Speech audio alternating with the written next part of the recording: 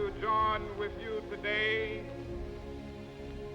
in what will go down in history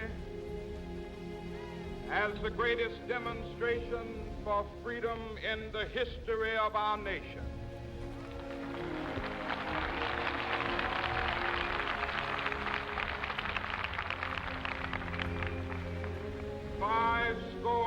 Years ago, a great American in whose symbolic shadow we stand today signed the Emancipation Proclamation.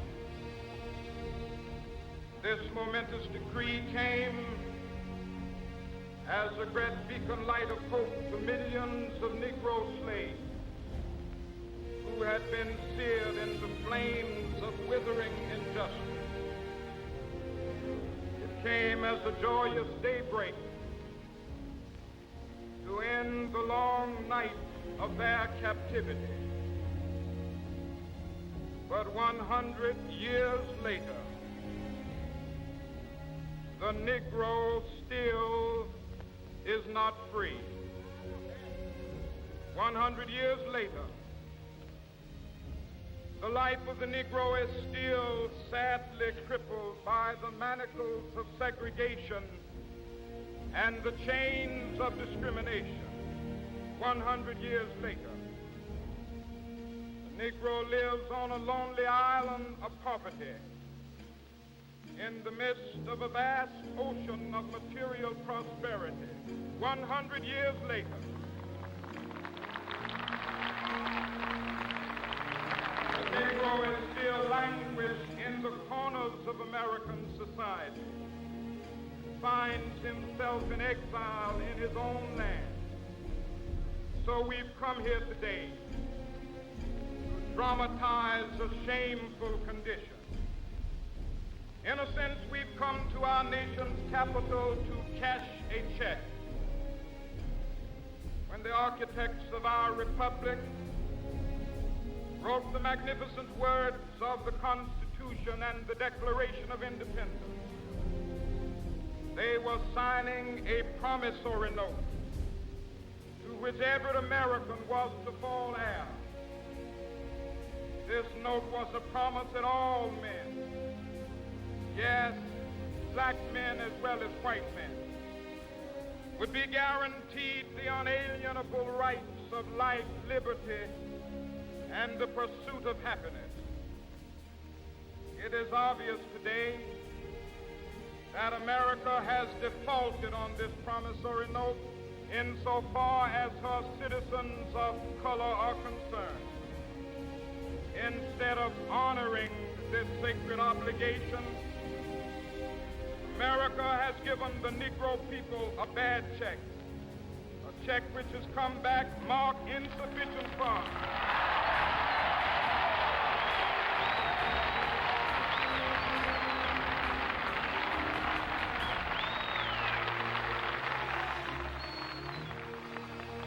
But we refuse to believe that the Bank of Justice is bankrupt. We refuse to believe that there are insufficient funds in the great vaults of opportunity of this nation. So we've come to cash this check, a check that will give us upon demand the riches of freedom and the security of justice.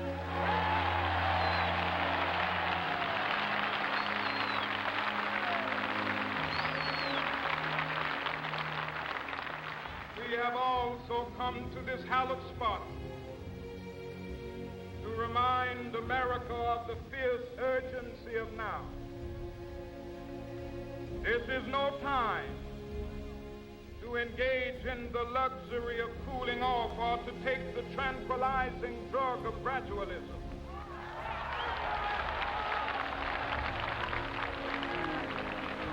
Now is the time to make real the promises of democracy. Now is the time to rise from the dark and desolate valley of segregation to the sunlit path of racial justice. Now is the time to lift our nation from the quicksands of racial injustice to to the solid rock of brotherhood. Now is the time. Make justice a reality for all of God's children. It would be fatal for the nation to overlook the urgency of the moment. This sweltering summit of the Negro's legitimate discontent will not pass until there is an invigorating autumn of freedom and equality. 1963 is not an end, but a beginning. Those who hope that the Negro needed to blow off steam and will now be content will have a rude awakening if the nation returns to business as usual.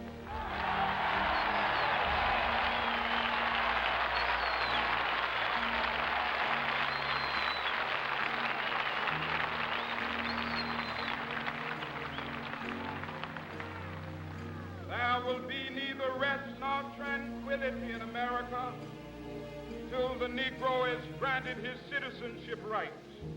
The whirlwinds of revolt will continue to shake the foundations of our nation until the bright day of justice emerges. That is something that I must say to my people who stand on the warm threshold which leads into the palace of justice. In the process of gaining our rightful place, we must not be guilty of wrongful deeds. Let us not seek to satisfy our thirst for freedom by drinking from the cup of bitterness and hatred.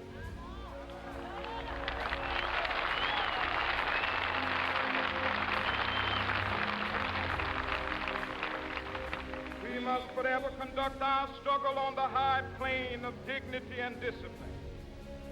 We must not allow our creative protests to degenerate into physical violence. Again and again, we must rise to the majestic heights of meeting physical force with soul force. The marvelous new militancy which has engulfed the Negro community must not lead us to a distrust of all white people.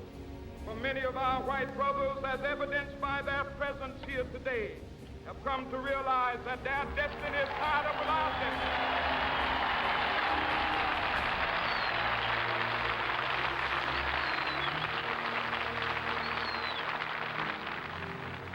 They have come to realize that their freedom is inextricably bound to our freedom. We cannot walk alone.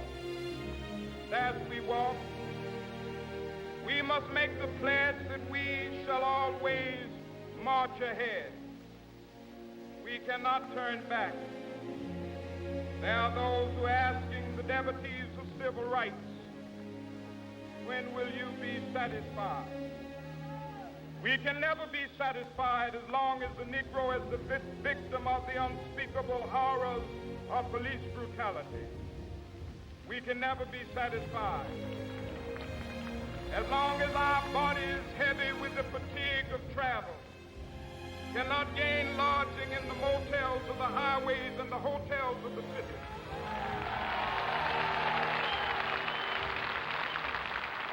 We cannot be satisfied as long as the Negro's basic mobility is from a smaller ghetto to a larger one. We can never be satisfied as long as our children are stripped of their selfhood and robbed of their dignity by signs stating for whites only.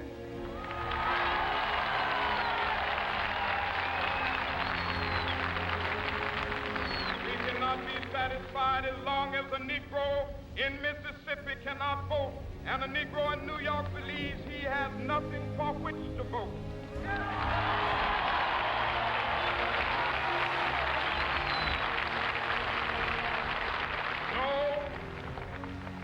No, we are not satisfied, and we will not be satisfied until justice rolls down like waters and righteousness like a mighty stream.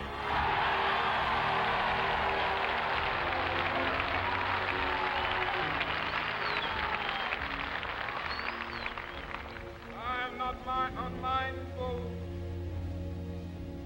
Some of you have come here out of great trials and tribulations. Some of you have come fresh from narrow jail cells.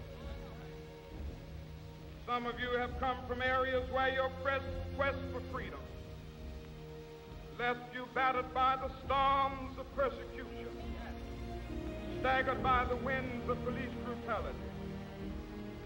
You have been the veterans of creative suffering. Continue to work with the faith that unearned suffering is redemptive. Go back to Mississippi. Go back to Alabama. Go back to South Carolina. Go back to Georgia. Go back to Louisiana. Go back to the slums and ghettos of our northern cities, knowing that somehow this situation can and will be changed. Let us not wallow in the valley of despair.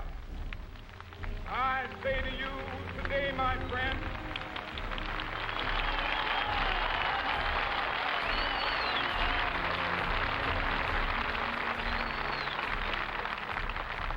so even though we face the difficulties of today and tomorrow, I still have a dream.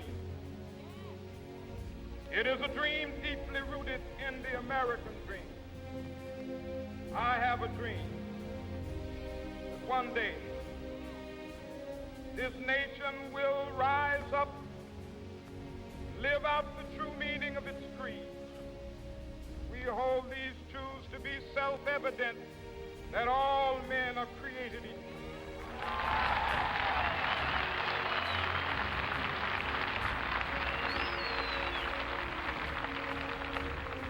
I have a dream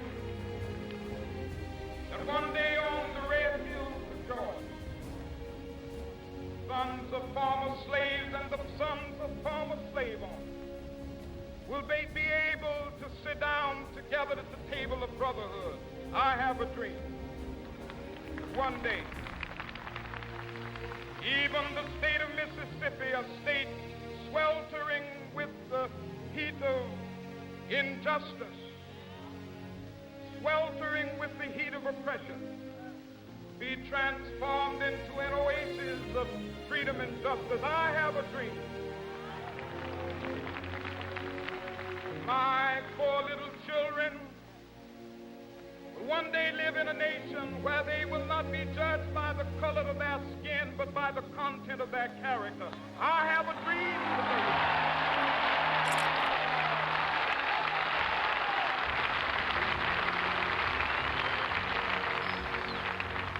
I have a dream that one day down in Alabama, with its vicious racists, with its governor having his lips dripping with the words of interposition and nullification, one day right there in Alabama, little black boys and black girls will be able to join hands with little white boys and white girls as sisters and brothers. I have a dream today.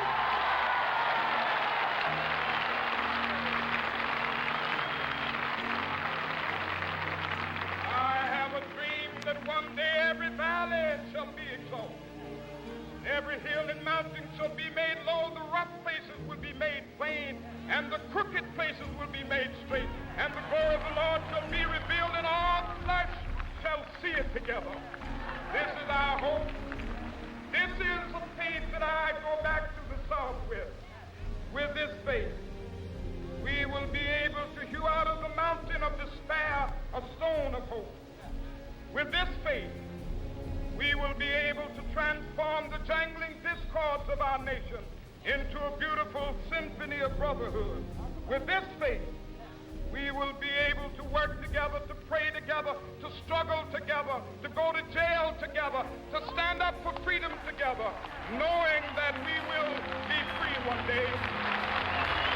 This will be the day. This will be the day when all of God's children be able to sing with new meaning, my country, tears of thee. Sweet land of liberty of thee I sing. Land where my fathers died, land of the pilgrim's pride. From every mountainside, let freedom ring. And if America is to be a great nation, this must become true. So let freedom ring from the prodigious hilltops of New Hampshire. Let freedom ring from the mighty mountains of New York. Let freedom ring from the heightening Alleghenies of Pennsylvania. Let freedom ring from the snow-capped Rockies of Colorado. Let freedom ring from the curvaceous slopes of California. But not only that, let freedom ring from Stone Mountain of Georgia. Let freedom ring from Lookout Mountain of Tennessee. Let freedom ring from every hill and molehill of Mississippi, from every mountainside. Let freedom ring, and when it happens, when we allow freedom ring, when we let it ring from every village and every hamlet, from every state and every city, we will be able to speed up that day when all of God's children, black men and white men, Jews and Gentiles, Protestants and Catholics, will be able to join hands and sing in the words of the old Negro spiritual, free at last, thank God Almighty.